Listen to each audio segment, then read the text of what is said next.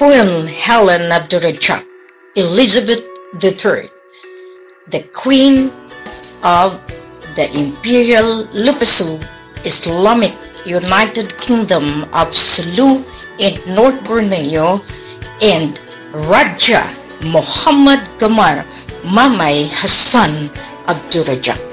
Ang sugo, ang mensahero, ang pinili ng kalangitan ay hindi basta-basta nawawalan ng lakas para ilaban ang sangkatauhan. Napakagandang umaga po, napakagandang gabi sa lahat ng nakikinig.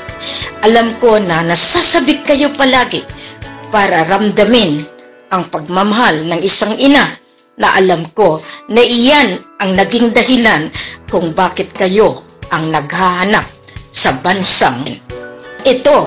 Aking mga kapatid, aking mga anak, aking mga lolo at lahat kayo na talagang nasa puso at isipan ni Queen Helena, ang ating ibigay na pagmamahal sa inang bayan.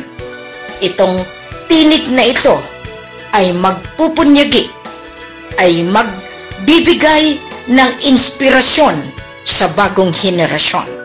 Alam ko na lahat kayo ngayon ay namamangha. Lahat kayo nagtataka. Subalit, ang Reynang Helena ay palaging nakaantabay sa grasya na para sa lahat. Alam ko, marami akong naging kaaway. Mismo ang sa tabi ko ay siyang naging pugad ng mga galamay ni si Roy. Kaya nga, kung nananahimik si Queen, mas malaki ang achievement na ginagawa.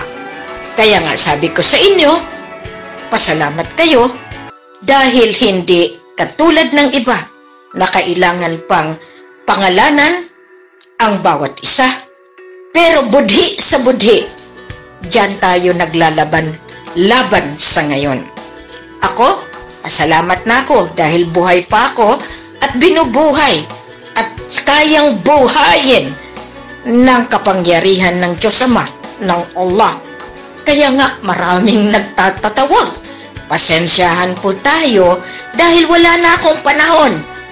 Nagugol na ang aking panahon sa ating kinakailangan para sa magandang bukas.